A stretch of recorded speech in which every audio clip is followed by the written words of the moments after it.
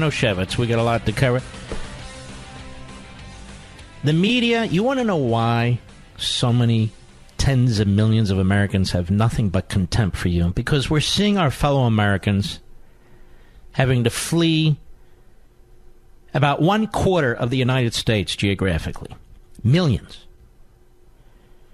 Because their lives, their property, their livelihoods are threatened by Mother Nature. And MSNBC and CNN and the Democrats are already blaming Trump. We all know that natural disasters like this are horrific. We all know that government at all levels cannot possibly protect everybody.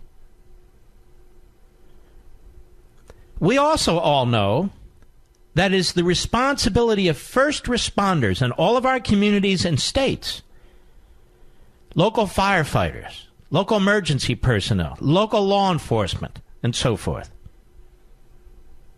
to be on the spot. It is impossible for the federal government to be everywhere with the kind of personnel and resources that are necessary to address these natural disasters. We're not even 100% certain at this hour exactly where it's going to hit.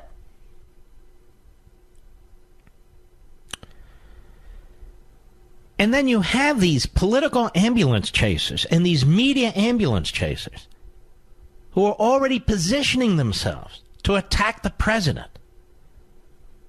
Look at this situation in Puerto Rico. We all saw it. We all were alive when it took place last year, the hurricanes. It got 2 hurricanes. It's an island. Local government is corrupt. The state government is incompetent. The public electric utility system, incompetent, disastrous, long before there were hurricanes. FEMA poured enormous resources into Puerto Rico. Over 3,000 people died. So you have that equation. True natural disasters on an island, accessible only by ships and aircraft. Terrible government leaders, so-called. And Trump is to blame. And Trump is to blame. $10 million was moved out of FEMA to give additional assistance to ICE by the administration. You've heard this all day. Well, the Department of Homeland Security just said that had nothing to do with disaster relief.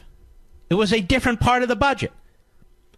So by the time the facts catch up with the hysteria that is promoted by the provocateur media and the Democrats, they say the same thing, do they not? It's almost too late. It's almost too late. I'll give you a prime example. The FEMA administrator, his name is Brock Long, and apparently this guy is enormously competent. And he's on with Andrea Mitchell today. Now, these FEMA folks are on TV, not because they're politicians, but because they're trying to warn people about what's coming as best as they can assess it. As best as they can assess it. And you know what's interesting to me? We talk about the role of the federal government. The federal government definitely has a role in this. It's not a first responder role, but it has a significant role. Not in redistributing wealth, but in protecting the American people as best as they can. But the first responsibility is at the local level. The responsibility is at the state level. That's where the resources are. That's where the people are. That's where the agencies are. That's why you don't have a federal police force with federal cops on the beat. There is no such thing. That's why you don't have federal firefighters. Well, there are some for federal lands and so forth, but you don't have the federal firehouse in your community, the vast majority of you, and there's a reason for that. When you call 911, federal ambulances don't show up at your door.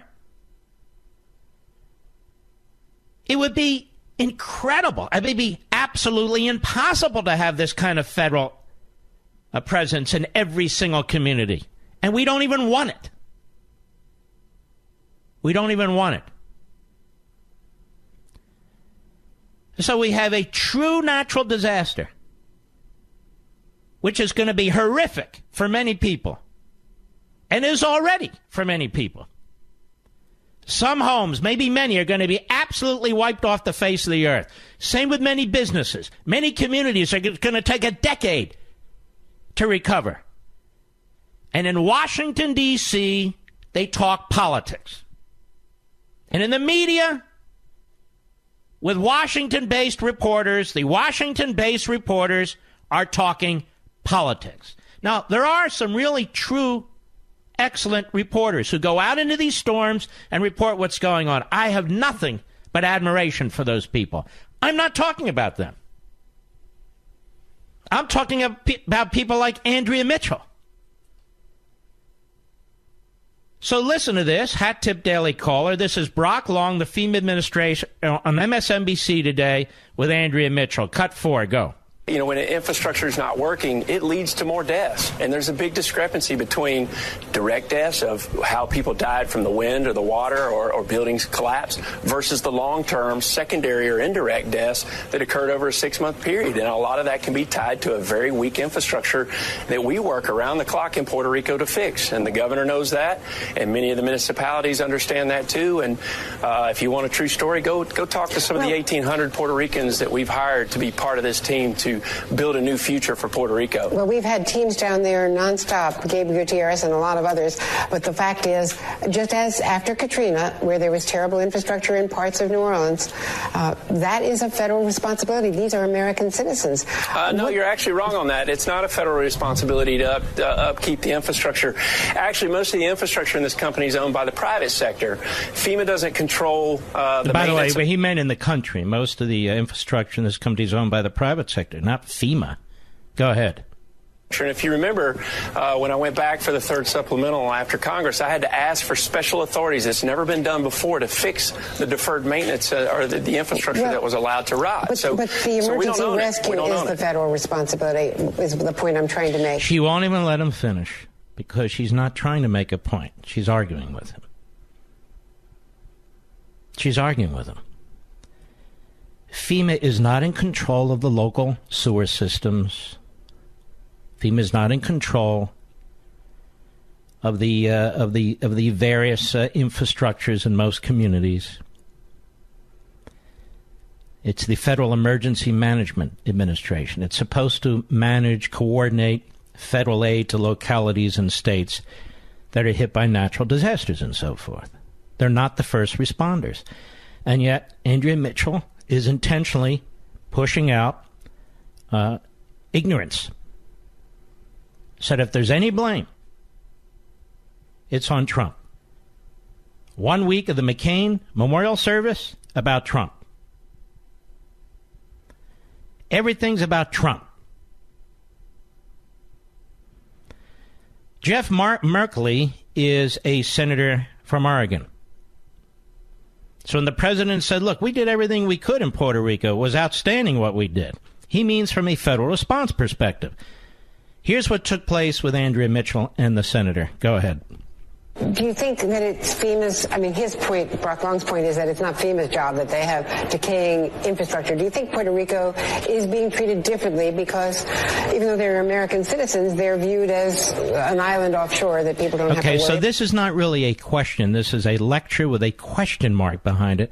And this, more and more, is what reporters do in Washington, D.C. Go ahead.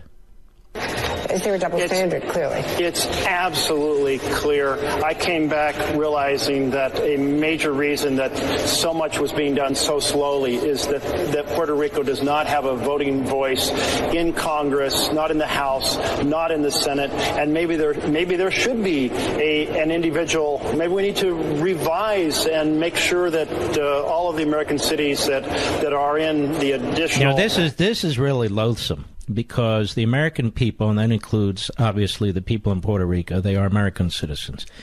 The American people rally. The Red Cross rallies, all the charitable groups rally, the National Guard rallies, police forces rally,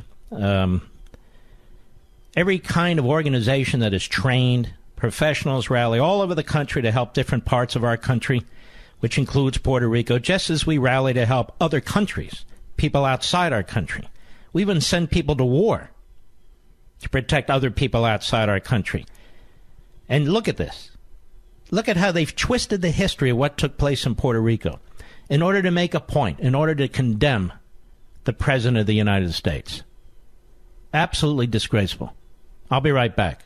Mark Love.